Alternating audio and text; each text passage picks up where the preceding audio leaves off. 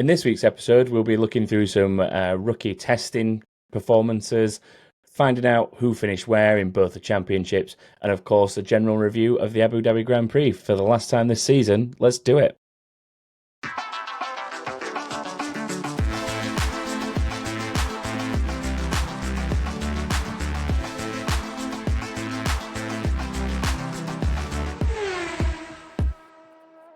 Hello and welcome to another episode of Back of the Grid. I'm your host this week, Tom, and I am joined just by Chris for this one.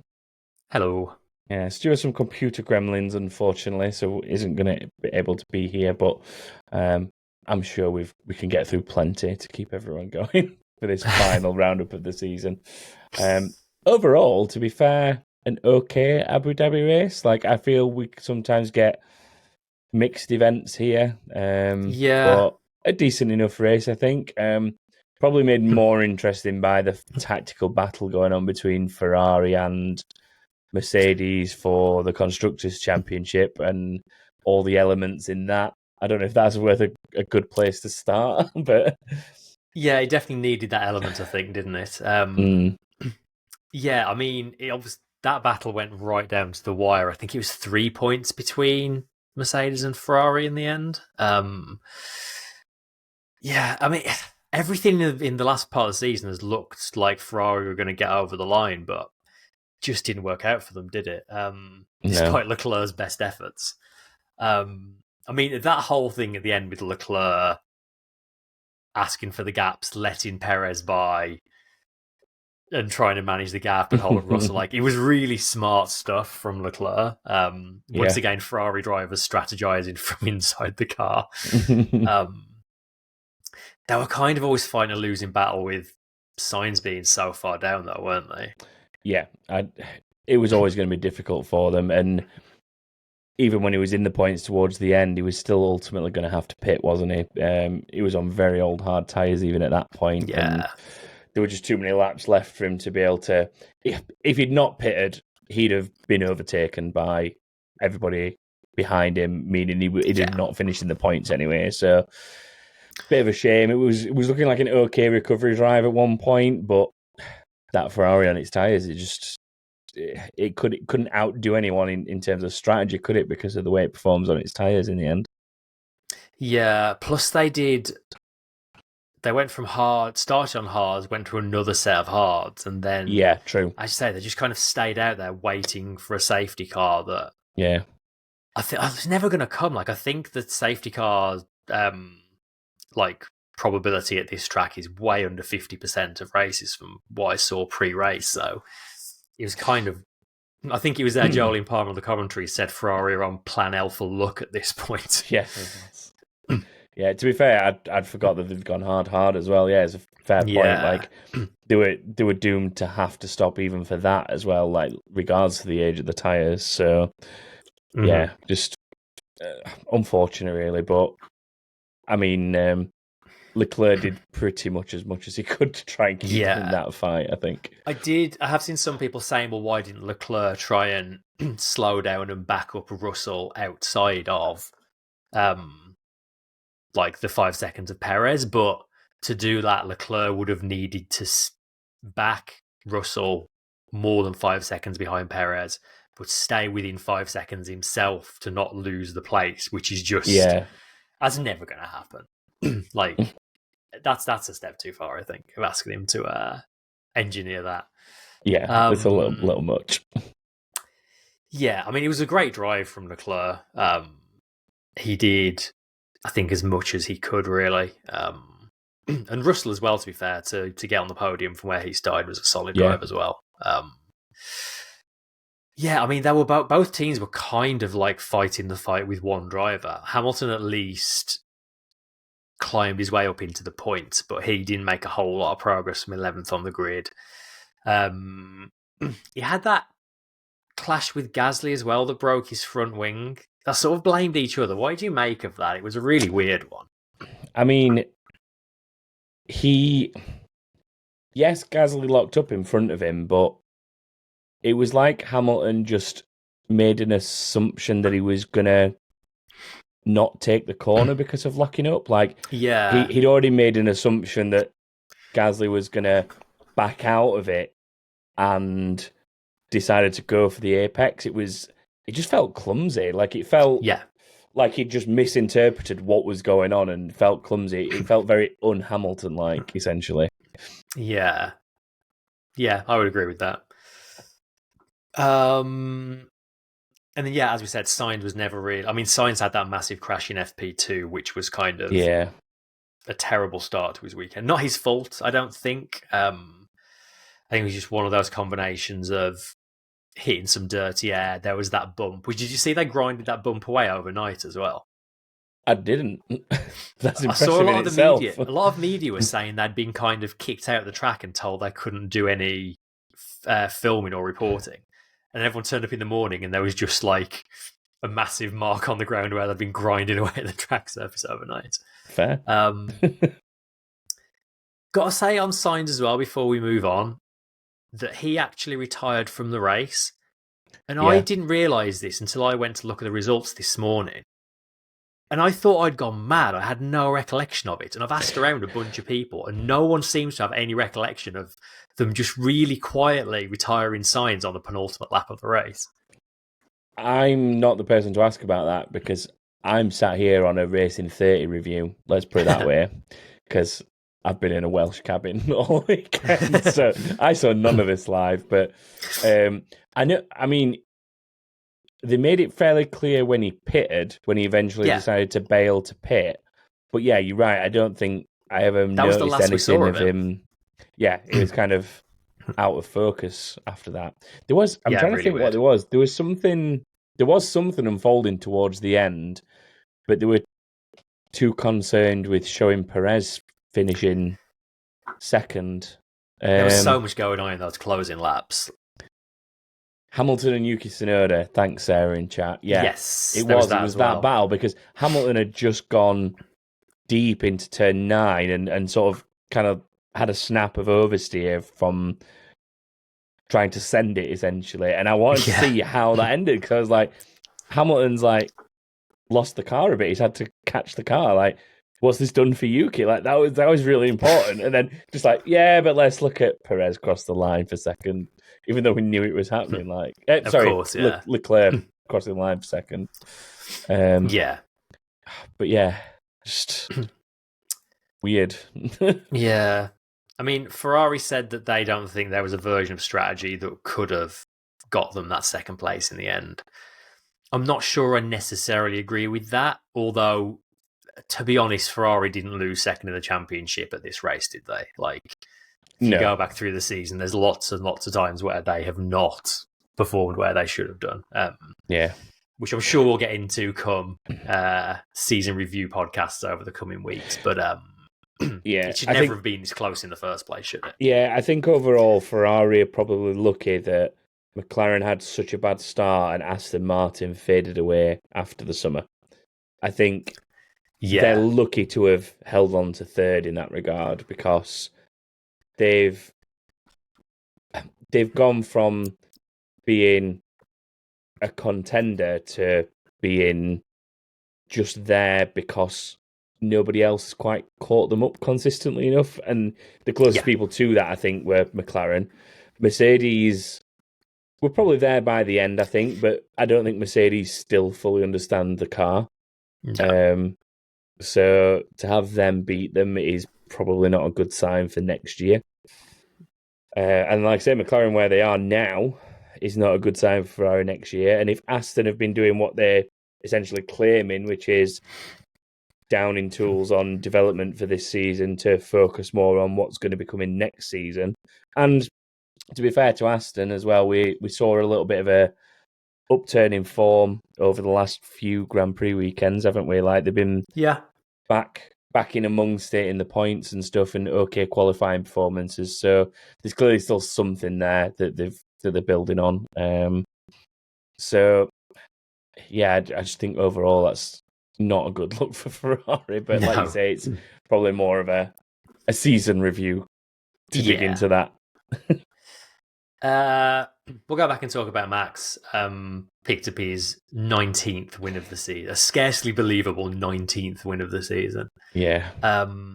he had to defend pretty hard on that first lap from Leclerc. I thought his defensive driving on that opening lap was so good. Like, it was, especially going into the chicane at the back of the back straight, he did a similar thing to what we saw in Vegas, where he looks like he's beating on the brakes and he just kind of gets off the brakes to pull alongside into the corner just enough that he still makes the call. Like, it was really solid defensive driving. But yeah, after that, he just kind of cruised away, didn't he? I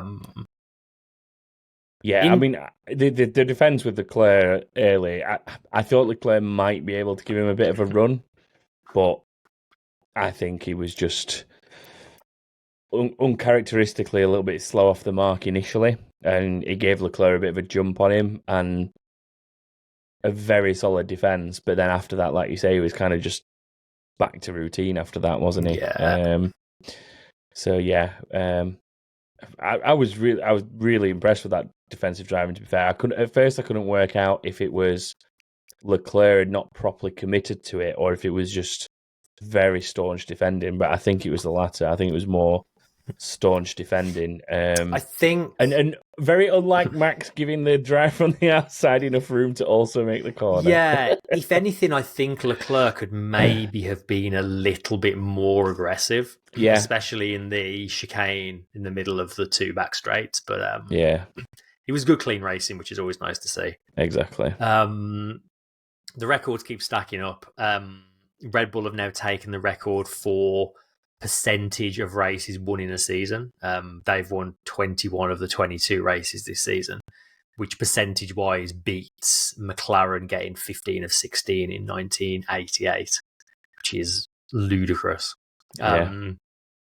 Max also became the first driver to lead 1,000 laps in a season, which they've actually said after the race is a record they were very aware of, and they actually planned their race strategy around getting that record. Like, if you heard them during the race talking about Mission A and Mission B, and they basically said afterwards, Mission A was work the strategy to spend as much time at the front of the field to break that record as possible. And like, when you're basing your race strategy around breaking meaningless records, like you're ludicrously dominant. I think the thing with that though as well is like it just shows the competitiveness and the kind of winning desire within teams like that, to say that they'd wrapped up both the constructors and the drivers multiple races ago to still find something to aim for, to still find something to compete for in that regard is like, I think you've got to hold it to the whole team's kind of commitment to achieving something like that. Like, because that, like you say, that's not just a Max and a dominant car thing. There's a lot of elements in play there in terms of, like you say, the strategy of when you pit as to where you come out and so on and so forth to actually achieve something like that. Yeah. You're always aiming for something even higher. I saw an interview recently with, I think his name's Callum, one of the Red Bull pit crew guys. Mm-hmm. And the person interviewing him asked him about the fact that McLaren have now taken their record for the fastest ever pit stop. And you could tell from his answer that it really, really bothers everyone at Red Bull that they've now lost that record and they are desperate to get it back. Like, doesn't surprise me. Yeah. Other side of the Red Bull garage, Perez, obviously second on the road, dropped down to fourth with that 5-second penalty, which he picked up for the contact when he was overtaking Norris. Norris seemed really surprised. Norris was like, I was literally trying to let the guy through and he still managed to crash into me.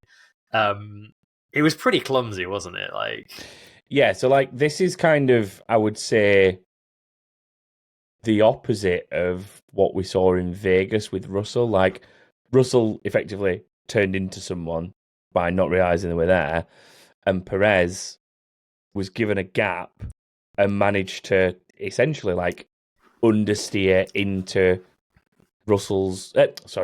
Lando's racing line. Like, yeah, Lando had intentionally taken a much wider line to give him the space, and yeah, Perez just kind of like straight line the corner almost. Like it felt unnecessary as well because, like you said, Norris was essentially giving him the room to make the pass. Like he'd gotten to a point where he's like, "There's no point in fighting this move. Yeah. I'm gonna let it happen," and Perez still manages to like clatter into the side of him. Like, yeah, pretty clumsy. A deserved penalty, I think. Yeah, I've got no arguments there. Watching it back, I was livid. I was absolutely livid because on commentary they were initially trying to blame Norris and then say that they thought the penalty was unjust. I was like, what are they watching? Like, you just have to watch like how straight line, like I say, Perez took the corner to know that there's a big difference between like you comparing it to the Vegas thing and this one. Like, there's a big difference to how the corner's been taken and who's at fault where. So, but yeah, like we say, I think it's about right. Luckily, didn't do enough damage to either of them to like seriously affect them later on. Which is kind of wheel to wheel, wasn't it? Yeah. Speaking of Norris and McLaren, they had a fine race, I guess. It was okay. Third and fifth in qualifying. I mean, Norris looked like he had front row pace potentially, but he made that mistake in his final run, unfortunately. Yeah. His qualifying's been a little iffy this season, hasn't it? He's been making a few qualifying mistakes. Yeah, I think I won't say it comes down to finding where the limit of that iteration of the car is. I think a lot of it is just being it's markedly better than where they started the season, obviously. But I think it's maybe still not quite where he wants it. And I would say that it's more a case of in those really like fractions of a second count kind of scenarios, he's trying to push it just that bit too much and he's just pushing it a little bit beyond. Because they've all been very similar kind of incidents, if you think about it, in qualifying. From what I remember, they've all been pushing just a little too hard on exits, eating a little bit too much curb, and then essentially either track limits violation because of how far across the curb you've gone, or losing the car because it's upsetting the balance of it being out on the curbs. And I feel like out of the 3 or 4 incidents like that I can remember these had all since the car came good and he was in this kind of position, I feel like he's always been that. So, yeah, part of me just thinks that like he's just trying to eke that bit too much out of it, essentially, that's just not there. But I think if they keep working on the car, it'll come good and you'll see less of that because he'll be able to do what he's trying to do successfully. Yeah. I think that's the crux of it, I guess. I think so. Once the car's fully there next season, touch wood, then we'll see less of that. I think 5th and 6th is probably about as good as McLaren could manage. They didn't really have the pace to beat Perez or Russell that day. Norris actually lost the place to Russell with that slow pit stop, which was a uncharacteristically bad one. Yeah, it was like 5.5 seconds, I think that one, wasn't it? Yeah. Shame that I think Russell would have got him anyway, but it was a shame that they ended up swapping like that rather than getting to see an actual on-track fight. But there we go. Yeah.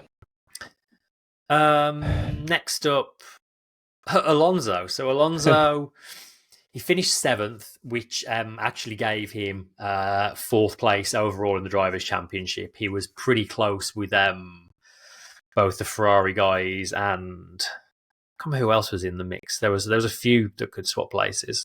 Norris as well. So Alonso and Leclerc finished on the same points, but Alonso took it on count back for most. Sainz was in it as well at one bit, I think, but obviously I don't know if he was Norris still in it by Abu Dhabi.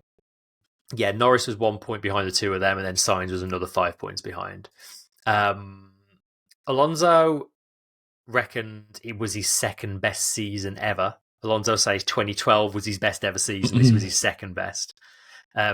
This is actually his best championship position since 2013 as well, which is crazy. He did get investigated for, I think the official word was erratic driving, when he sort of tried to play a bit of silly DRS games, braking early for the hairpin, and Hamilton nearly ran into him. Didn't get penalised, but that was pretty naughty, I think. I think they need to put something in place around this, because we've seen it before between Max and Lewis when it was back in Jeddah, wasn't it, in 2021? Yeah.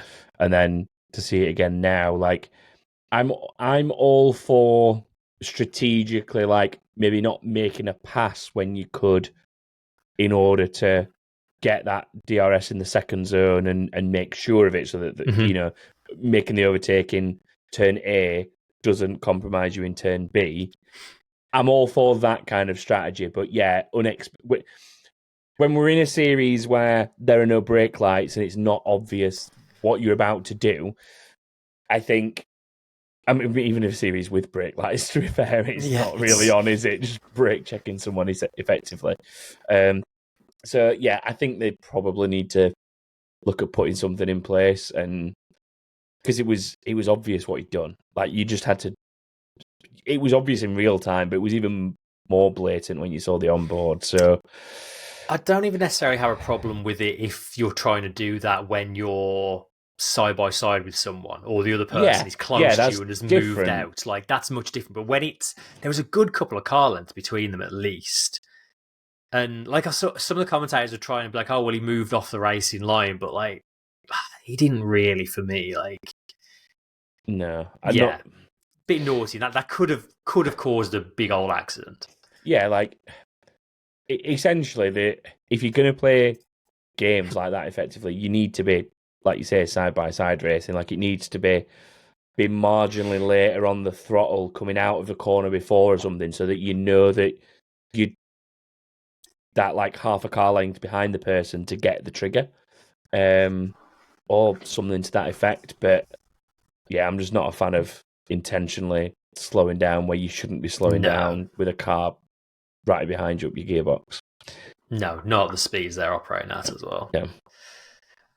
And then the last kind of big thing of interest, I guess, was the fight for the bottom four places, which, as we expected, didn't actually change in the end. So it did finish Williams 7th, then AlphaTauri, then Alfa Romeo, then Haas. AlphaTauri made a pretty good go. Well, Yuki Tsunoda made a pretty good go of changing that. I mean, what a weekend Tsunoda had. Led some laps. Well, a lap at least. It's about 5 laps, I think. Was it more than that? Yeah. Yeah. Which I think was quite nice, given that it was Franz Tost's last racing charge that he got to watch his car leading for a bit. But yeah, I mean, definitely Tsunoda's best race of the season.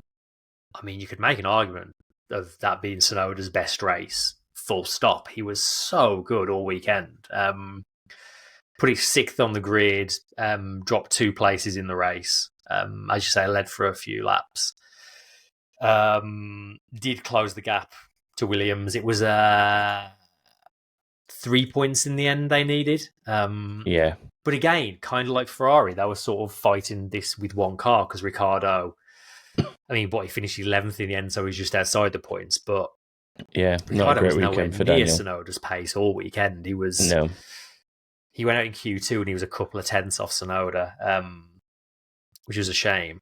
I just can't believe how good Tsunoda was that whole race. Like, he was... I kept waiting for him to kind of start to fade and fall back through the field, and it just didn't happen. He was so on it.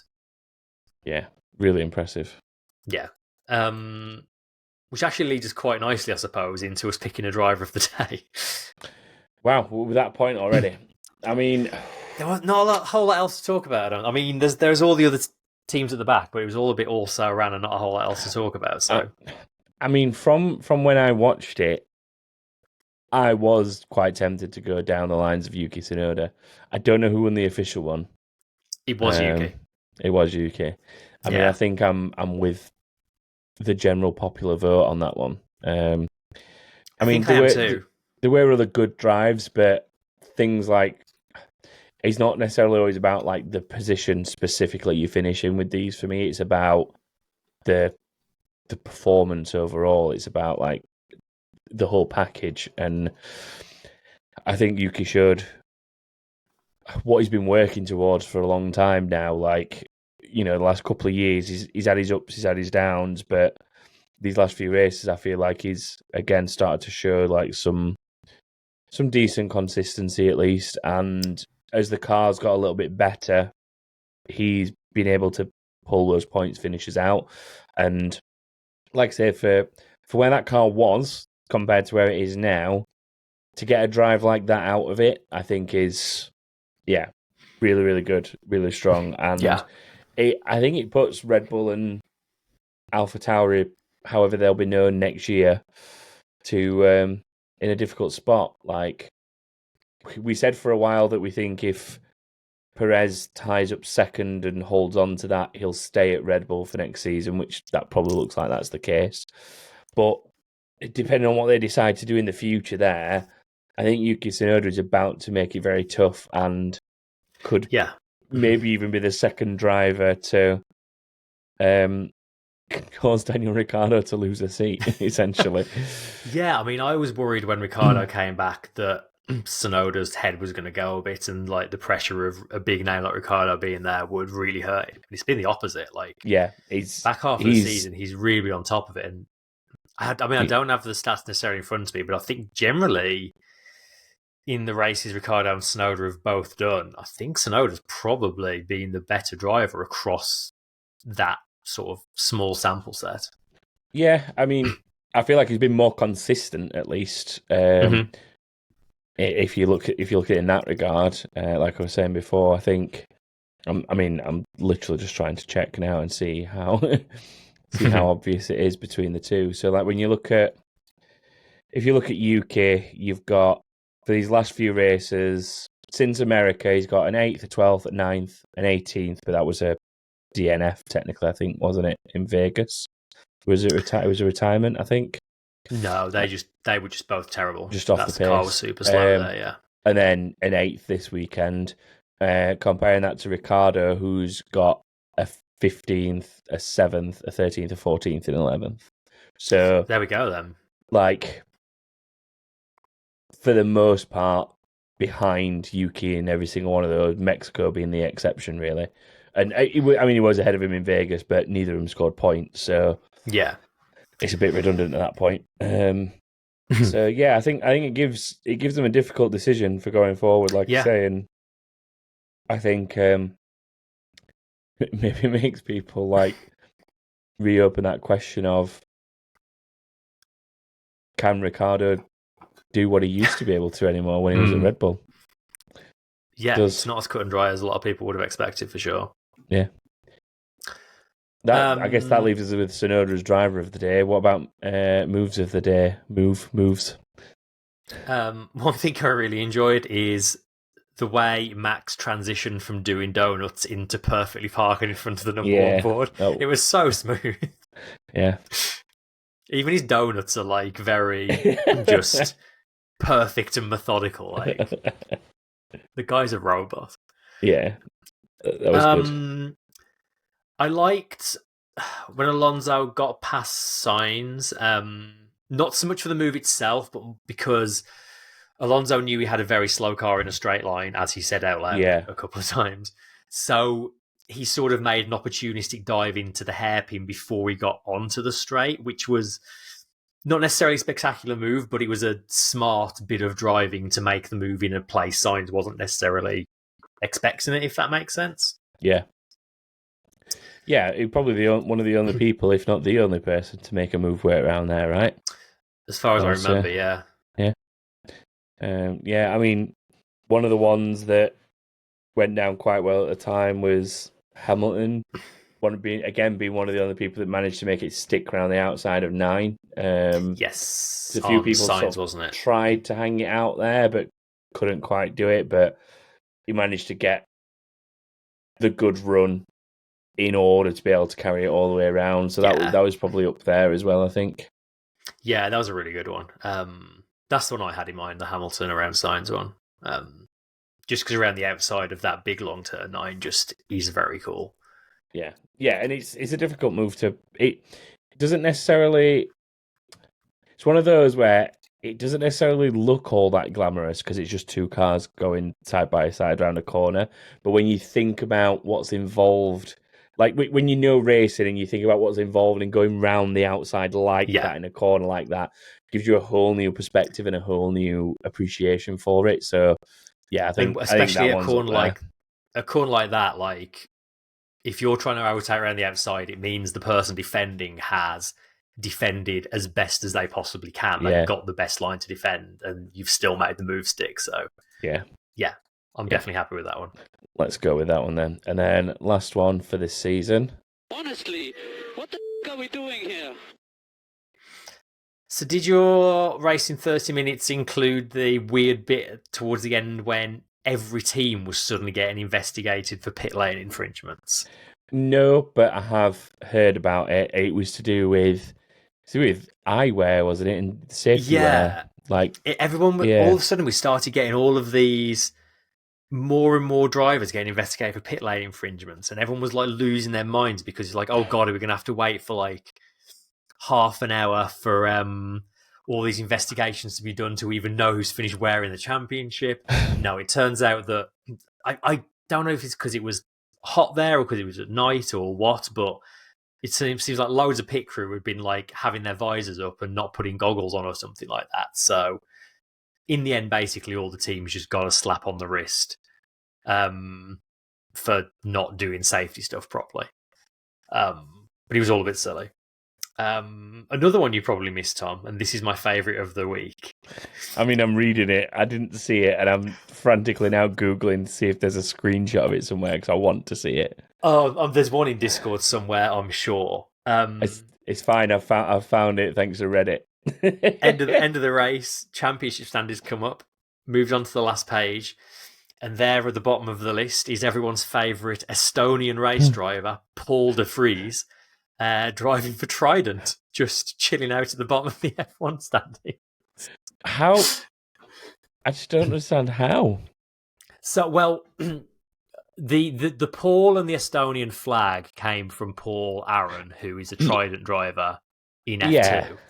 But somehow he got mashed together with Nick de Vries and then dropped at the bottom of the standing. That's what I mean. Like, I just don't get how you end up in the F1 championship standings graphic with that. Like every field has been filled in from an F2 driver except the surname. Yeah. It's so weird.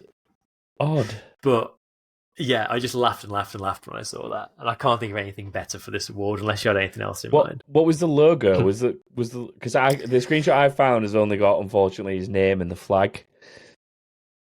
It did have the Alfa Tauri logo, but it's a Trident next to it. Maybe a sneak peek of what next season's car might be called. Yeah, maybe.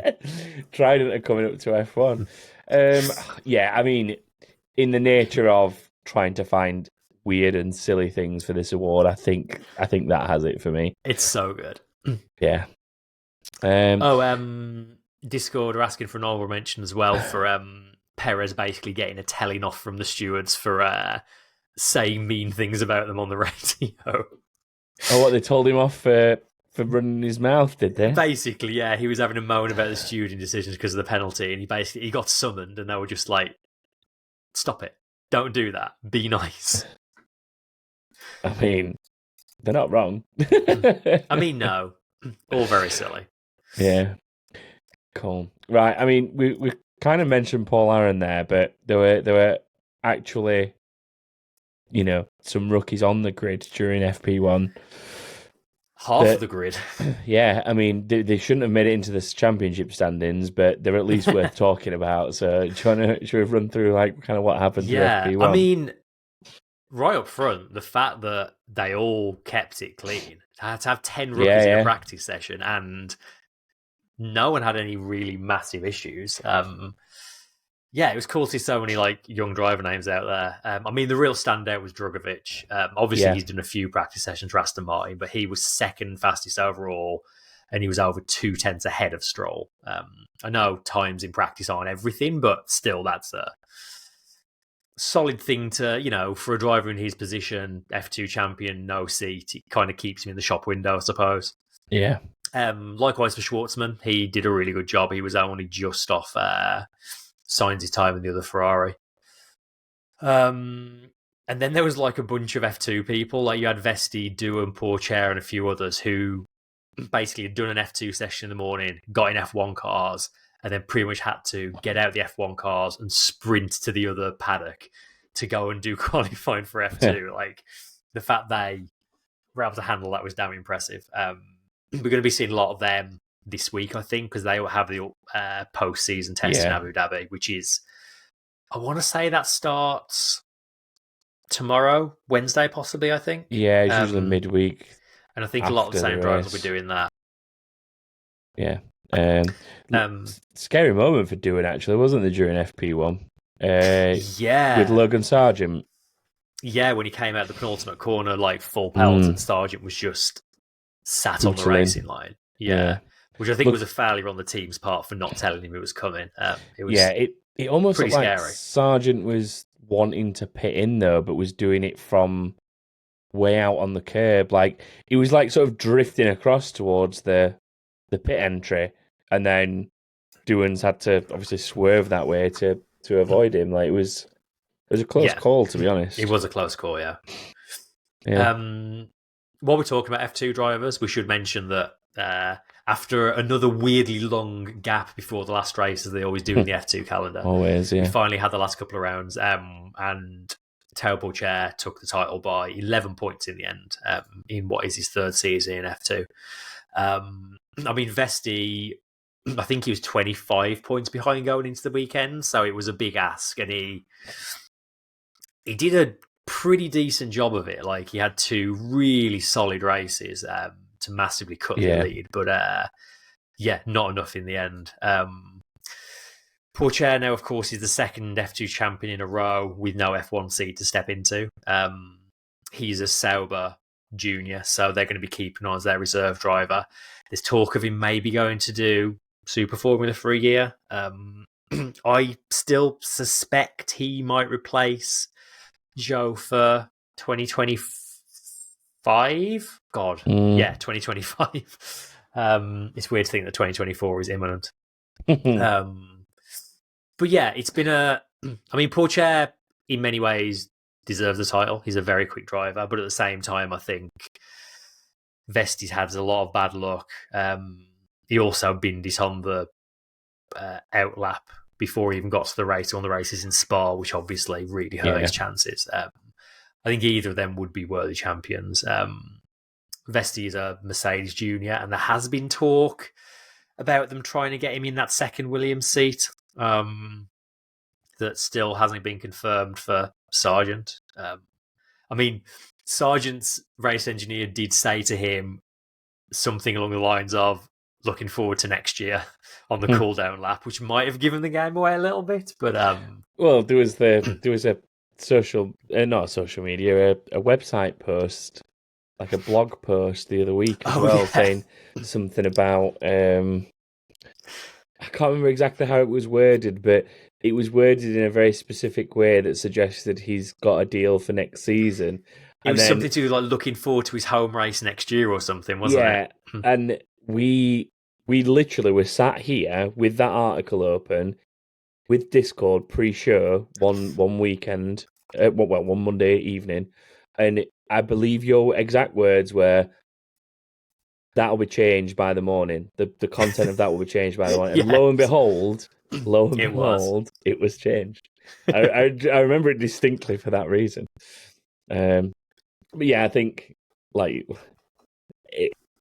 it's kind of his at the minute, isn't it? And they're giving him the opportunity to have a second crack at it, I guess, and prove that he's learned from this season. But I don't think he'd get much more than that if he doesn't perform next season. Like, I don't think the options to replace him are guaranteed to be that much different. Exactly. That's the problem, isn't it? Do you replace someone with one season of F1 under his belt with like another rookie? I know there's been talk about Liam Lawson potentially as well, but like in the previous season of F2 when they were all together, like Lawson only just beat Sargent. Vesti finished a good few places below Sargent. So if you're measuring it on that, like, is it going to be an improvement? I think they're going to stick with him at this point for sure. Yeah, I think as well that since we originally were supposed to be talking about F2, I think we need to start looking, or the FIA specifically need to start looking at this rule with the champion non-return clause, because we're not in a... Hold that thought, because we've got an inbox question about it. Oh, okay. I will wait then. I will wait. Shall I do predictions instead of that then? Yes, let's do that. Okay, so an okay weekend for you, I guess, with the double Verstappen. I'll take it. Not much more. It sealed you as the champion of the three of us, though, which I'm guessing that's why you'll take it. Yeah, first time. I think it's the first time I've ever beaten both of you, which I'm it will be. Yeah, quietly quite pleased about. Me or Stu out of the three of us. But more importantly, out of the listeners and the tippy top of the table, 3 people scored 3 points this week, which was the highest score. There was Holly Woodward, Michael McGovern, and Lydia Morgan. So congrats to you 3. I don't think anybody got Hamilton's finishing position right from when I was looking earlier. So no, I don't think so. It's slightly out of characteristic, I guess, for this part of the season, but yeah, just odd that nobody went for that 9th, like a lower points finish. But there you go. In terms of the overall standings, though, we have something quite unprecedented, which we were not expecting. So Effortless Lee went into this race with what I believe was a 2-point lead on 45.5 points. Currently now, he still sits at the top of the table with 45.5 points after getting a big old nothing burger. But Gordon Barham has scored 2 points this week, causing him to tie on 45.5 points, which in itself is at least not...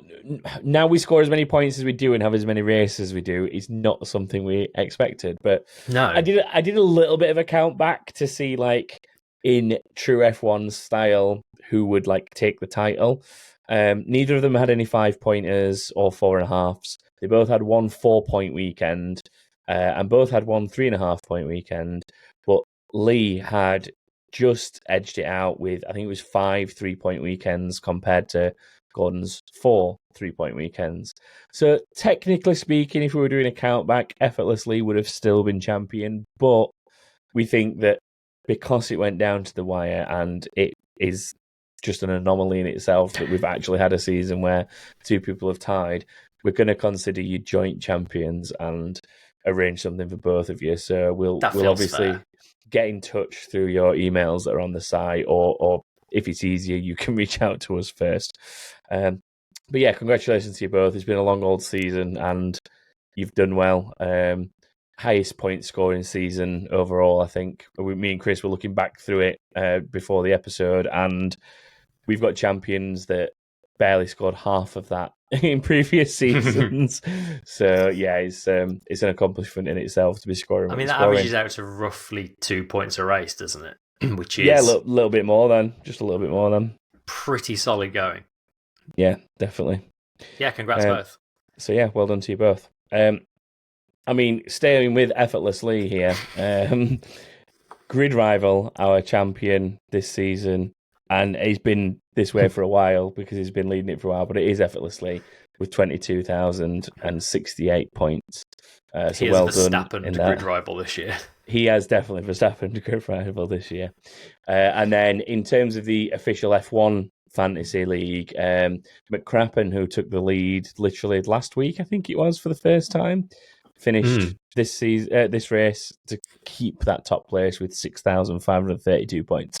So congratulations again to Lee and to you, McCrappen, for your F1 Fantasy win. If you want to see where you finished or have a look just through the results in general, head to backgrid.com. There's obviously all the Predictions League stuff there.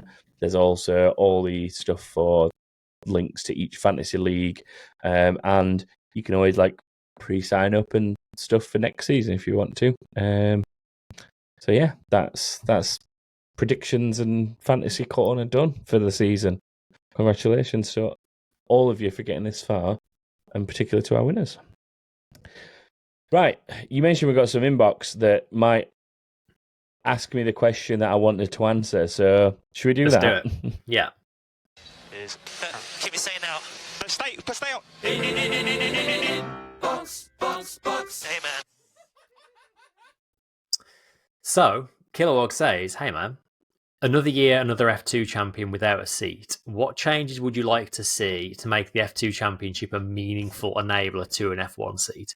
Could this include performance requirements for the current grid in order to keep their seats? Also, if Nick de Vries had simply taken the Williams seat offered, is he still on the grid ahead of the vastly underperforming Sargent? We've got another question about Sargent, so we'll hold off on the second bit. But yeah, Okay. F2 champion. Yeah, so as I started saying before, when we were kind of half talking about it, I think they probably need to consider the rule about champions can't return in F2.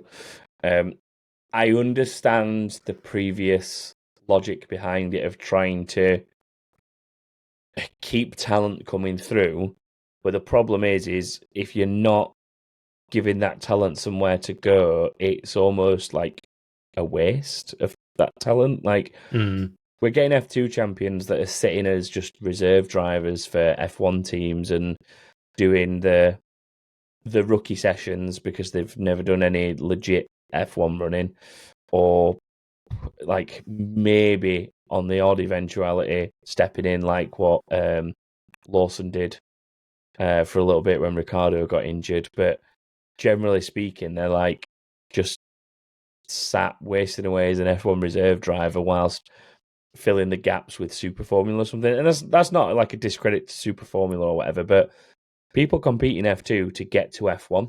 Yeah. And what they're going to run into trouble with, I think, is that if the champions aren't getting their seats in F1, like posters advertise and the championship advertisers, then drivers are going to be less inclined to go there after F3 just because. I mean, I'm saying that and I know full well that plenty of drivers will still go to F2 because it's probably the best way to put yourself in the shop window of the F1 teams, admittedly. But you're going to get drivers that like don't want to like outright win the series because they don't want to be stuck without a drive. Yeah. And it just feels odd. And yeah, I mean, Drugovich is probably out of the last couple best placed now, but he's still not quite. I mean, he might be getting close now, but imagine if he'd had another year in F2. Like maybe the rule needs to be once you've won a second title or maybe something like that, or you get like one additional season to remain that gives you time to. Because the thing is, like we've talked about this before, we always get influxes where 2 or 3 drivers come up one season and come out of the sport, and then suddenly you're kind of left with 2 or 3 years where that talent pool's being kind of fed back into, and you get like, I know it sounds disrespectful to the drivers that have won the championships, but like you essentially get champions that are nowhere near ready for F1 because the ones that were close to being ready for F1. I mean, I will always go back to it as the perfect example of this, but the Norris, Russell, Albon year should have had a couple of them probably stay for that one other season. Like, admittedly, they're probably kind of the exceptions to the rule in the sense that Norris was pretty ready as well as Russell being pretty ready for F1. Yeah. Albon maybe would have benefited from that extra year there and not got caught up in all that Red Bull drama and possibly have had a better first stint of his career in F1. But when you look at him now, it shows how capable he actually is in F1.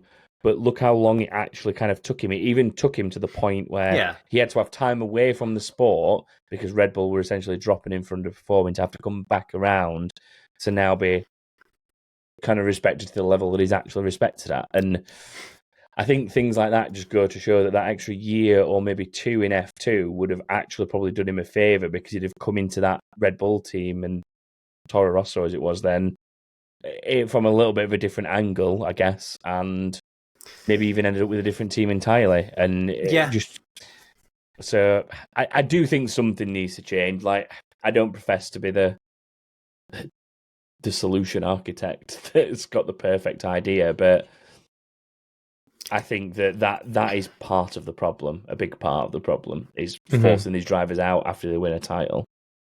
I think another part of the problem, it sort of goes back to what you said a little while ago. You sort of talked about drivers being stuck in super formula and then we're like, oh, not to discredit them. But I think the problem is the super license point system kind of discredits other series like that. Like the super license points are built to basically say, unless you come through the F2, F3 route, you kind of don't stand a chance. Like, it would be nice if people could go and do things like Super Formula or Toyota Racing Series in New Zealand or Indy Lights or whatever, and still, earn enough super license points to be worth and be on an F1 team's radar. I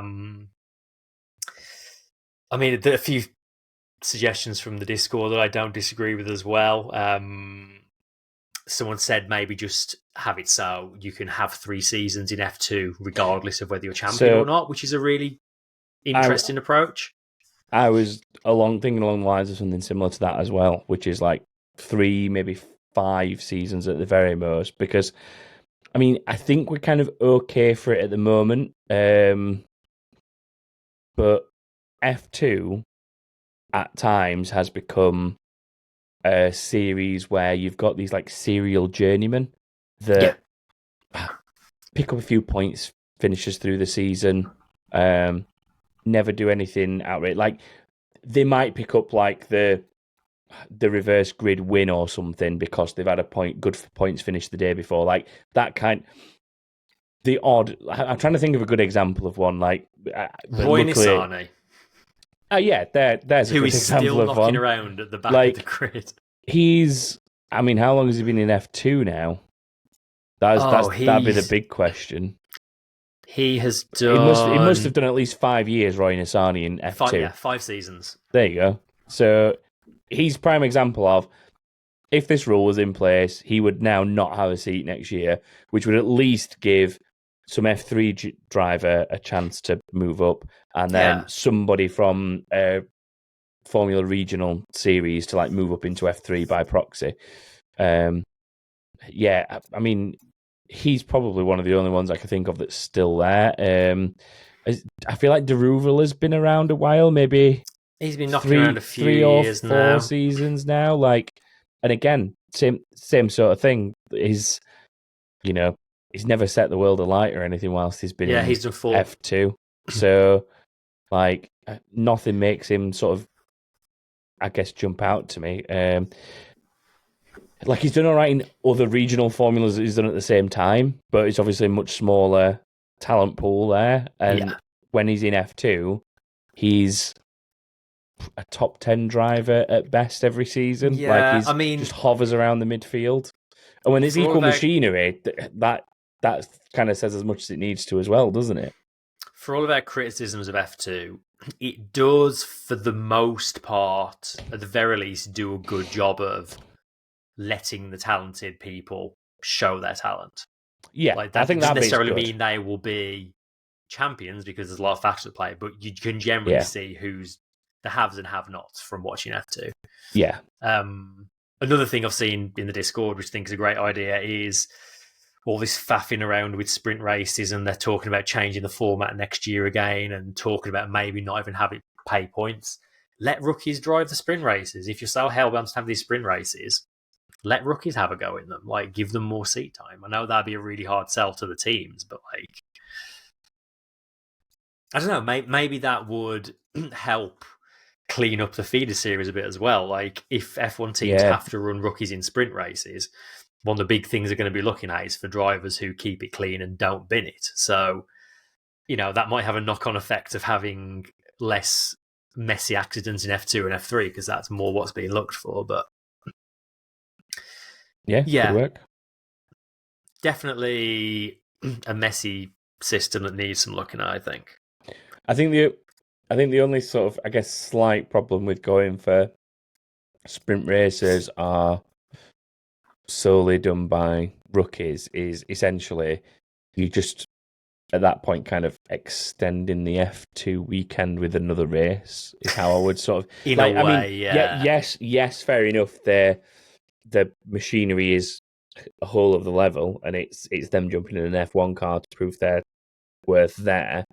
But ultimately, the weekends that they're there, you're just essentially giving them a 3-race weekend because they'll have already done a sprint race and a feature race for F2 at that point. So whether it becomes a bit much because they then have to do a qualifying session for that sprint, then do that sprint as well, they'd probably at that point warrant needing some practice time in an F1 seat, like at somewhere at that circuit, and it just sort of you'd have to do it in like a non F2 weekend, I guess, where they're not currently competing in F2 at that race, but then that obviously limits the circuits you can do sprint races at. So it's just, I think that's why we'd never end up there, is because it just had far too much complexity to the planning of an actual race weekend to get them in them.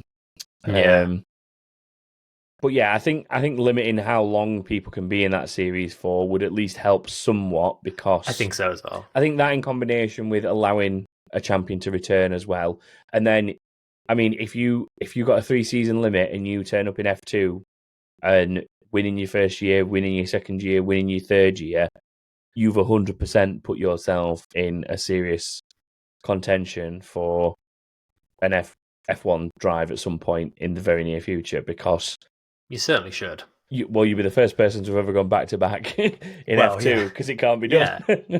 But yeah, and I think as well, like, it may have kind of weeded out some of the drivers that have maybe been F2 champions, but then it's not transitioned, because if you can return and then compete against majority of the same people again, and suddenly you're in equal machinery, you're finding yourself 5th and 6th for a couple of seasons after a championship, then it does sort of throw into the balance, well, what played into that championship year? Because like you've said, that, you know, Vesti this season, he's had a lot of poor luck, realistically, and by a lot of counts, maybe should have been this year's winner in terms of the results. But I mean, Pierre's not exactly a shoddy driver, is he? He's a good driver, but I would like to see them go toe-to-toe again next season, and we're not going to get that now.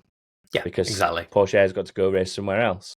Whereas if he was allowed to come back, you'd get to see, like, Doohan, who seems to always be improving. Like, Doohan's one of those drivers that I've watched for quite a few years, and sort of kind of seen him come up, and he seems to have just, like, gradually got that bit better and that bit better and that bit better as season's gone on. Like, wasn't setting the world alight or anything earlier, but has got more and more consistent, I guess, as time's gone on. Yeah. And he's obviously tied to Alpine and stuff. He's got his links, so there's a lot of, like, potential overall there. So, like, to see the three of them go at it again next year for a title would be great. It's just a shame we're not going to get it, I guess. Exactly. And also, just as a last thought on that, a couple more seats on the grid would help things significantly as well. 100%. But, that's a whole other thing. I mean, we've talked about the fact that in the past, that should there not be some sort of FIA independent or form independent team that actually guarantees a seat for this rookie driver to come up from F2. It's a shame they've already used the name F1 Academy, because that would be a great name for a sort of back market team that gives young drivers somewhere to go. Why not actually just, whether it involves rebranding the F1 Academy or not, but why not actually have an F1 Academy team that's got the champion of each of those series in it? Yeah, I'd love to see it. Because are the F1 Academy the equivalent to F3s, aren't they? I think F4s, I believe. So probably at some point we need to bring them closer to F2. Whether that's the plan long term for Academy, I don't know. But I would say that over time, that series needs to become somewhere nearer F2, so that winning that title is a decent gateway to an F1 seat. Yeah, path down that route. And I mean, whether that's the only shot that you get, because you'd probably have to give that seat up for the next season's champion, I guess.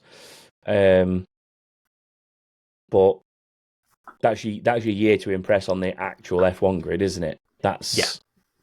Or you let them be involved in the sprint races. Maybe not the whole season, but they just run the sprint races. I don't know.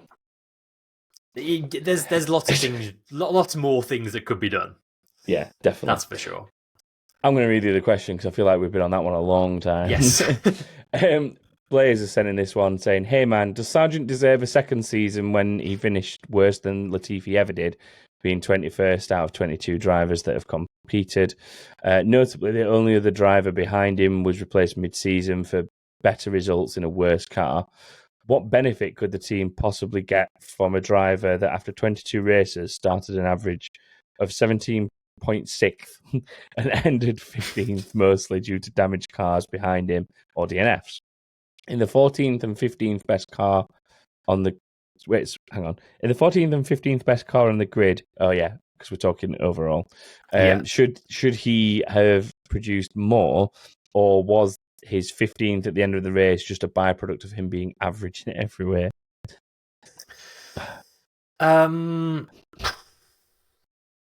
I do think in this kind of back quarter to a third of the season, Sargent has just about done enough for me to keep that seat. I think he's shown enough signs that the speed is there. He has been closing the gap to Albon. In terms of the fact that he's kind of finishing around 15th in what is about the 15th best car out of the 20, which is a weird way of saying it, but yeah. I think, again, without getting too far ahead of ourselves and getting into season review territory, I think that's as much a sign of how good a job Albon has done as it is a sign of Sargent not having a great year. I think when you look at teammate pairings down the grid, I think Sargent has had one of the tougher jobs on the grid. That's for sure.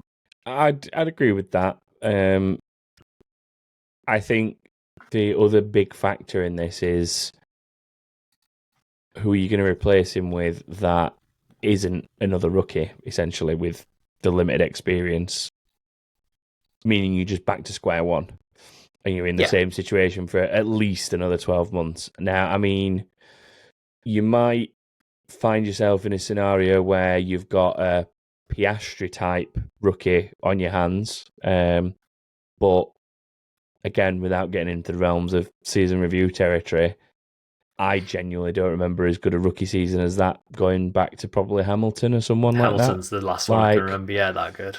I mean, people have had decent rookie seasons, don't get me wrong. Like, I don't know, Leclerc came up and looked good. Verstappen came up and looked good.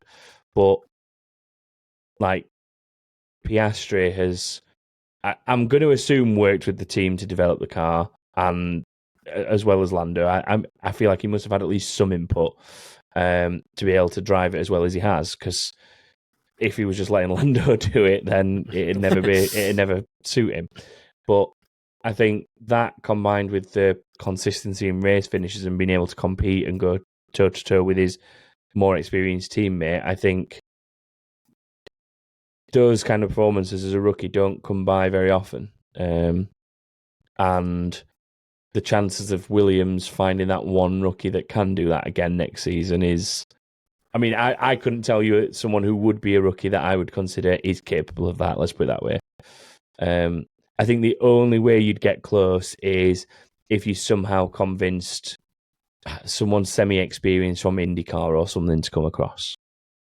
Or maybe something similar to the De Vries move from Formula E, like Jake Dennis or someone like that. Like, I'm not saying that there are no options, but unfortunately for Williams, they're not in a position to draw drivers like that from championship-winning cars in other series to Formula One. No matter how big of a draw having a Formula One drive is, the fact that they know that they're going to be sat in a Williams that's probably going to be struggling to score points for the majority of the season, the way it looks at the minute, is not going to entice anyone to give up a really solid seat in another series that they can compete in. I think the only driver that really has something that to offer Williams that no one else, over the other options right now, is probably Mick Schumacher. Like, at least he's got a couple of seasons of F1 experience under his belt. Like, that's something that not many other options, or possibly no other options, have. But even then, I'm not sure they would gain that much from replacing Sargent at this point in time. Yeah. Do I think Sargent can stay there if he has another season like this one? Absolutely not. But I think we've seen too much of drivers coming in, getting one season, getting turfed out.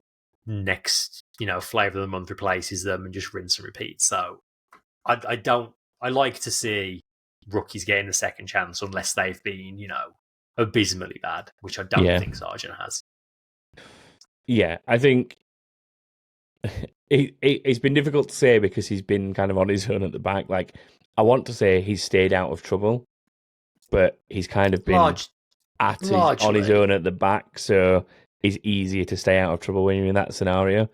I think, given the options Williams have got, keeping him for one more seasons, it's like the best of two bad scenarios, I guess. Like having a driver that's not particularly shown much this season, or having a complete unknown coming in next year that, and like I say, without drawing a recognised talent from another series, I don't think you're going to get anything better than him at the minute, unfortunately. And the other drivers that could are already kind of tied up with other teams. Like Drugovich might have a better season. Again, it's still a bit of an unknown, but he's tied up with Aston Martin, for example. Like, and there's no, I doubt they'd lend him to Williams. Yeah, exactly. So, yeah. I'm just having a quick look at Sargent's results. Like, I think he's only had one retirement from a race that was him having a crash, basically. Maybe two. So it's not like he's going around smashing cars left, right, and centre, I feel like he was crashy in the earlier part of the season, but it was generally in practice or qualifying, wasn't it? Yeah. Like, he was still finishing races. So I feel like he has been crashy, but not in race scenarios. So that's probably where that, I guess, what helps that start a little bit. Yeah. But yeah, I mean, you only have to.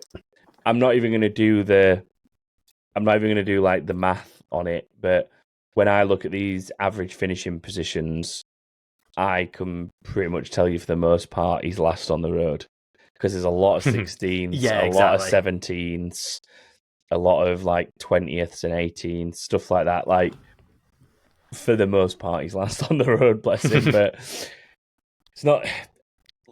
Yeah, I think it's. The problem is there's also been some other very bad cars, and he's not been able to take advantage of them like Alexander Albon has. Hopefully, with a second season, there's more opportunity for that for him. But yeah, I just don't see what you're going to get that's better, unfortunately, Blaze. I know you really want him gone, Blaze. I know you do. You've been banging this drum all season in Discord. I know you want him gone, but I just don't think it's going to happen until next season. Sorry. And that is it. That's just a brief inbox to end the season. We will be back. I don't know exactly what the schedule is because we've not even discussed it yet. Normally, when it comes to this point of the season, what we tend to do is take ourselves a nice little week off after what has been one of the longest seasons we'll have ever done. Yeah. And then come back in probably a couple of weeks' time from now, like early December, to do a bit of a season review across different drivers, different teams. And then I'm hoping Chris is planning on doing our quiz because I'm saying it now. Well, so I basically committed to it. Yeah, we'll have another quiz. We always like the end of year quiz. So there's that. We got a couple of other interesting ideas cooking up for things to fill in the gap. So yeah, there'll still be stuff around. Yeah. And I'm sure it'll be pre-season testing time before we even know it anyway, because it always comes around so quickly.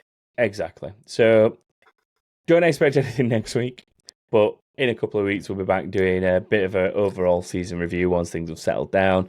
If you want to kind of keep in the loop of everything else that's going on and what we're actually planning on doing and so on and so forth, follow us on the social media sites. We're on Facebook, we're on X, formerly known as Twitter, as the internet likes to say.